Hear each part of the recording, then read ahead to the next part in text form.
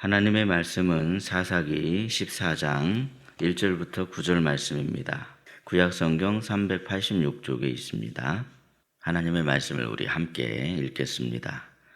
삼손이 딥나에 내려가서 거기서 블레셋 사람의 딸들 중에서 한 여자를 보고 올라와서 자기 부모에게 말하여 이르되 내가 딥나에서 블레셋 사람의 딸들 중에서 한 여자를 보았사오니 이제 그를 맞이하여 내 아내로 삼게 하소서 하매 그의 부모가 그에게 이르되 네 형제들의 딸들 중에나 내 백성 중에 어찌 여자가 없어서 네가 할례 받지 아니한 블레셋 사람에게 가서 아내를 맞으려 하느냐 하니 삼손이 그의 아버지에게 이르되 내가 그 여자를 좋아하오니 나를 위하여 그 여자를 데려오소서 하니라. 그때 블레셋 사람이 이스라엘을 다스린 까닭에 삼손이 틈을 타서 블레셋 사람을 치려 함이었으나 그의 부모는 이 일이 여호와께로부터 나온 것인 줄을 알지 못하였더라. 삼손이 그의 부모와 함께 딥나에 내려가 딥나의 포도원에 이른즉 젊은 사자가 그를 보고 소리 지르는지라. 여호와의 영이 삼손에게 강하게 임하니 그가 손에 아무것도 없이 그 사자를 염소 새끼를 찢는 것 같이 찢었으나 그는 자기가 행한 일을 부모에게 알리지 아니하였더라. 그가 내려가서 그 여자와 말하니 그 여자가 삼손의 눈에 들었더라. 얼마 후에 삼손이 그 여자를 맞이하려고 다시 가다가 돌이켜 그 사자의 주검을 본즉 사자의 몸에 벌떼와 꿀이 있는지라. 손으로 그 꿀을 떠서 걸어가며 먹고 그의 부모에게 이르러 그들에게 그것을 들여서 먹게 하였으나 그 꿀을 사자의 몸에서 떠왔다고는 알리지 아니하였더라. 아멘. 토요일 새벽에 사사기의 말씀으로 하루의 삶을 열어가시는 저와 여러분의 삶에 택함받은 자녀로서의 하나님의 은총이 가득하시기를 예수님의 이름으로 축복합니다. 저와 여러분께서는 택함받은 하나님의 자녀입니다. 그런데 우리가 택함받은 하나님의 자녀라고 해서 모두가 하나님의 자녀다운 삶을 살아갈 수 있는 것은 아니죠. 그럼에도 하나님께서 우리에게 원하시는 것은 과연 무엇이겠습니까? 우리에게 부족하고 연약한 모습이 있을 수 있지만 그럼에도 우리가 하나님의 뜻 안에 머물러 있기를 우리 하나님께서 바라실 것입니다. 한마디로 우리가 잘되고 형통하기를 바라기 때문에 그것을 원하시더라는 것이죠. 그런데 그럼에도 우리는 착각하면 안 됩니다. 무엇을 착각하면 안 됩니까? 택함받은 자녀가 맨날 불순종하고 하나님의 뜻과 전혀 상관없는 그런 형편없는 삶을 살아간다고 해서 하나님께서 하나님의 뜻을 이루지 못하시는 것은 아닙니다. 하나님께서는 불순종하는 자녀들이 있다고 할지라도 어떻게 해서든지 약속하시고 계획하신 그 뜻을 반드시 이루시는 하나님이십니다. 그러므로 여러분, 우리는 과연 어떤 자녀가 되어야 하겠습니까? 불순종하려고 하는 모습이 아니라 순종하려고 하는 그런 모습, 순종하는 자녀의 그런 모습으로 하나님의 뜻 안에 거하심으로 말미암아 하나님께 사랑받고 칭찬받고 존귀함이 없기에 부족함이 없는 그러한 저와 여러분이 되시기를 예수님의 이름으로 축복합니다. 그런데 오늘 본문에 등장하고 있는 삼손은 이 택함받고 능력받은 하나님의 사람이었음에도 불구하고 실망스러운 그런 모습이 참 많았습니다. 오늘 본문 바로 앞부분인 이 사사기 13장 25절 말씀을 보면 여호와의 영이 삼손을 움직이기 시작했다고 말씀하고 있는 걸 보게 됩니다. 그러니까 앞서 살펴본 이 사사기 13장 5절에서 우리가 살펴봤던 그 말씀을 다시 한번 떠올려 보시면 하나님의 사자가 마노아의 아내에게 찾아와서 장차 태어날 아기가 이제 나실인으로서 블레셋 사람들의 손에서 이스라엘을 구원하실 하나님의 그릇이 될 거다, 그렇게 예언을 했습니다. 오늘 본문의 말씀은 이제 드디어 그 예언이 성취되어야 할 시점에 이르게 되었다 하는 그런 말씀이더라는 것이죠. 그렇기 때문에 지금 이 삼손의 예언을 알고 있던 그러한 사람들은 어떤 걸 기대할 수밖에 없습니까? 이제는 드디어 삼손이 나실인으로서 이스라엘을 구원하겠구나 하는 것을 기대할 수밖에 없더라는 것이죠. 하지만 삼손에게는 문제가 있었습니다. 삼손의 문제는 하나님이 기대하신 것과 전혀 다른 모습으로 그가 자라 있었다는 데 있었습니다. 먼저 오늘 본문에서 삼손은 블레셋 사람의 딸과 결혼하려고 합니다. 본문 1절 말씀을 보시면 삼손이 딥나에 내려가서 거기서 블레셋 사람의 딸들 중에서 한 여자를 보고 그랬습니다. 삼손은 딥나에서 블레셋의 한 여자를 보고 반했습니다. 삼손은 그 블레셋 여자와 결혼하고 싶은 마음이 생겼습니다.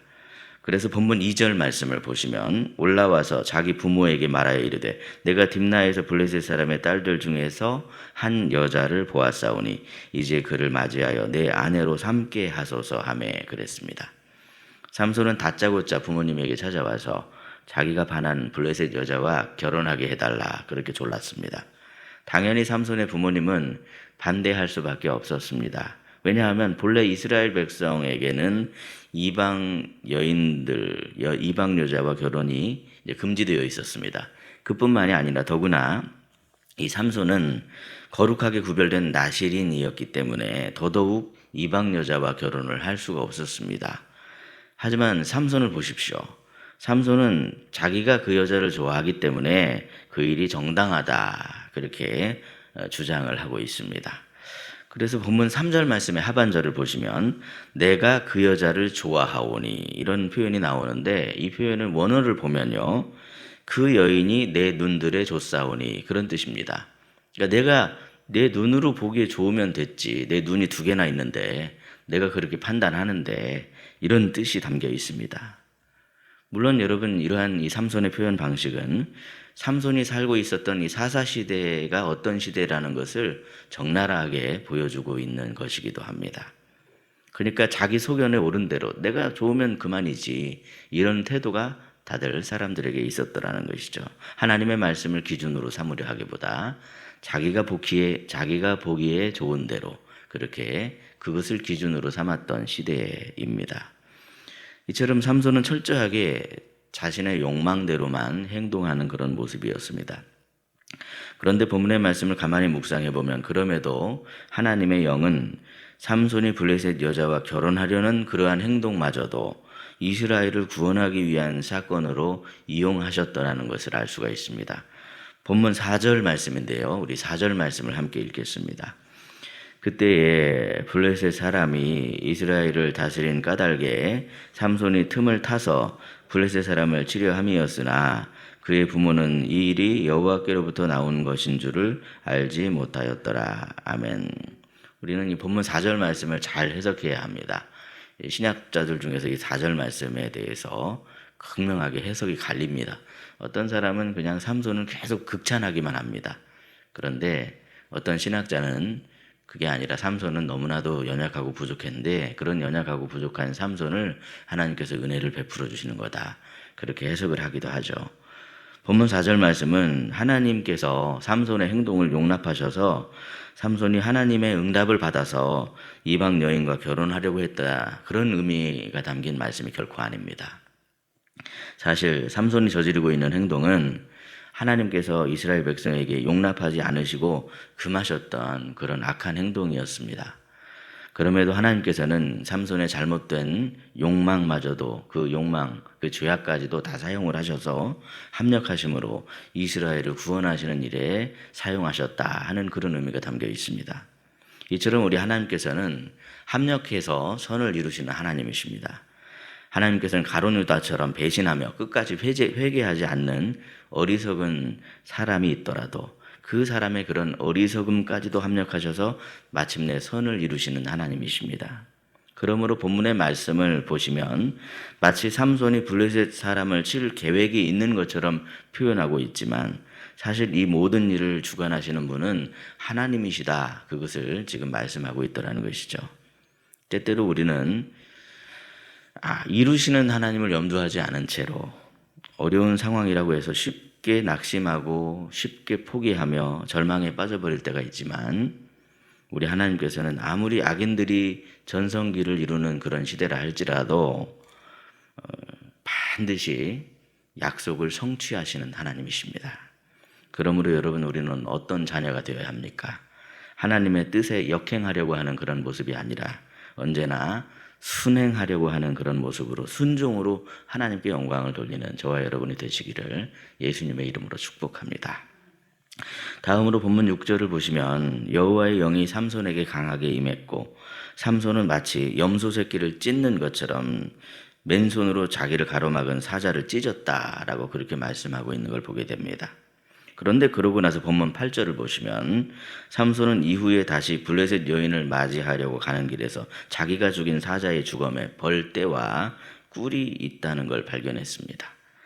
문제는 삼손이 그 꿀을 손으로 떠서 자기도 먹었을 뿐만이 아니라 자기의 부모님에게도 가져다 주어서 먹게 했다는 데에 문제가 있습니다. 삼손은 나시린이었습니다. 나시린은 한마디로 거룩하지 못한 세상에서도 거룩함을 유지하며 살아가기로 맹세하며 하나님께 바쳐진 사람입니다. 본문의 말씀은 그러한 삼손이 하나님의 능력을 받아 초인적인 힘이 있었지만 그럼에도 그러한 강력한 힘으로 하나님의 대리자로서 이스라엘을 구원하기 위한 노력을 기울였어야 되는데 지금 이 모습을 보면 그런 노력을 기울이는 것이 아니라 자기가 여자를 맞이하려고 가다가 사자를 만났으니까 자기 힘을 발휘해서 사자를 찢어 죽이고 나중에 와서 봤더니 그 사자에 꿀이 있으니까 죽어있는 시체를 절대 만지면 안 되는 그런 거룩한 나시림에도 불구하고 꿀을 먹고 싶어서 떠서 꿀을 먹고 그 꿀을 또 부모님에게 가져다 주는 그런 모습을 지금 본문의 말씀을 통해서 담담하게 고발하고 있더라는 것이죠. 삼손은 그저 자신의 욕망을 채우기 위한 행동들을 이어나가고 있을 뿐이었습니다. 그렇기 때문에 본문에 기록된 사건들은 삼손이 나시린으로서 완벽하게 실패한 사람이었다는 사실을 적나라하게 보여주는 것임을 깨달을 수 있습니다. 그래서 삼손에게 나시린으로서의 삶을 기대했던 사람이라면 이러한 삼손의 행동에 실망할 수밖에 없고 이스라엘에게는 이제 남은 소망이 없구나 그렇게 생각하면서 절망할 수밖에 없는 그런 상황이더라는 것이죠. 하나님께서 이스라엘 구원하기 위해 택하시고 세우신 삼손이 지금 이 모양 이 지경이니 어찌 그런 생각이 들지 않을 수 있겠습니까? 하지만 사랑하는 성도 여러분, 우리는 삼손이 실패했다고 해서 하나님께서 실패하신 것이 아니라는 사실을 잊지 말아야 합니다. 삼손은 완전히 실패하고 있지만 우리 하나님은 절대로 실패하지 아니하십니다. 어쩌면 우리도 삼손처럼 죄로 인해서 자꾸만 넘어지고 실패하고 자빠지는 그런 모습이 있을 수밖에 없기 때문에 그러므로 우리는 그럴수록 절대로 실패하지 아니하시는 하나님을 믿고 의지해야 하는 것이로구나 하는 점을 우리는 본문의 말씀을 통해 깨달을 수 있습니다. 그러므로 오늘도 결코 실패하지 아니하시며 반드시 뜻을 이루시는 하나님을 믿고 의지하심으로 점점 더 우리 하나님이 원하시고 기뻐하시는 모습으로 새로워지고 하나님을 점점 더 닮아가심으로 말미암아 하나님의 뜻 안에 머무는 저와 여러분이 되시기를 예수님의 이름으로 축복합니다. 기도하겠습니다. 하나님 아버지 감사합니다. 토요일 새벽에 이 사사기의 말씀을 통해 우리의 실패에도 반드시 뜻을 이루시는 하나님을 알게 하심을 참으로 감사합니다. 때때로 우리는 죄로 인해 넘어지고 자빠지고 절망할 수밖에 없는 그런 연약함이 있지만 그럴수록 실수하지 아니하시는 하나님을 의지함으로 주님 사랑 안에 머무는 저희들이 되게 하여 주옵소서. 은혜 위에 은혜를 더해 주셔서 점점 더 우리 주님을 본받을 수 있게 해주시고 주님을 닮아가는 자녀들이 되게 하여 주옵소서. 그리하여 항상 하나님의 뜻 안에 순종하며 그 뜻 안에 머물기를 원하며 그 뜻을 구하는 삶을 살아가는 그런 복된 삶을 살아가는 저희들이 되게 해 주옵소서. 이 나라를 사랑하시는 하나님, 이 경북에 일어난 산불이 진화될 수 있게 하심을 참으로 감사합니다. 많은 사람들이 피해를 입고 또 많은 교회들도 피해를 입었다고 들었습니다. 주님, 저들을 불쌍히 여겨 주옵소서. 속히 회복될 수 있도록 은혜를 베풀어 주옵소서. 개인의 이익을 위해서 국민을 서로 싸우게 만들고 갈등하게 만드는 그런 악한 정치가 아니라 한 마음 한 뜻으로 어려움을 극복하는 선한 정치로 회복되게 해 주옵소서. 희락교회를 위해 기도합니다. 하나님의 뜻을 이루는 교회가 되게 해 주옵소서. 하나님의 손과 발이 되어서 어려움을 당한 이웃을 돌보는 예수님을 닮은 그런 교회가 되게 해 주옵소서. 이를 위해서 올해 우리 희락교회에 여러 일꾼들이 세워지기를 위해서 기도하고 있사오니 주님의 뜻이 이루어질 수 있도록 인도하여 주옵소서. 오늘은 토요일입니다. 우리 사랑하는 성도들의 삶을 주께서 지켜주시길 원합니다. 내일 2부 예배는 온 세대 통합 예배를 드리고 또 이후에 구역 모임을 할 예정입니다. 수고하고 애쓰는 우리 구역장님들 주님께서 사랑하여 주시고 축복하여 주옵소서. 성도들의 마음이 모아지는 그러한 구역 모임이 될 수 있게 해주시고 앞에서 헌신하고 있는 구역장님 보면서 우리가 서로 양보하며 서로 사랑하는 그런 구역 모임이 될 수 있도록 주께서 인도하여 주옵소서. 사순절을 보내고 있는 저희들이 이 시간 십자가를 바라보며 기도합니다. 주께서 친히 음성을 들려주시고 응답하여 주시되 가장 좋은 것들로 채움을 받는 그런 기도의 시간이 될 수 있도록 은총 베풀어 주옵소서. 예수님의 이름으로 기도하옵나이다. 아멘. 각자 기도하시겠습니다.